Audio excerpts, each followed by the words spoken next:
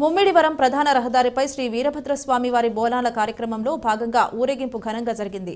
మండల పరిధిలో వాడవాడలా శ్రీ వీరభద్రస్వామి వారి సంబరాలు అత్యంత వైభవంగా జరుగుతున్నాయి. ఈ సంబరాల్లో భాగంగా మార్కెట్ సెంటర్లో గల మాట్టపర్తి వారి కుటుంబ సభ్యులు స్వామివారిని పురవీధుల్లో భాజా భజంత్రీలతో మేళ తాళాలతో గరగ నృత్యాలతో ఘనంగా ఊరేగించారు. ఈ కార్యక్రమంలో చిన్నారులు, మహిళలు తదితరులు పాల్గొన్నారు.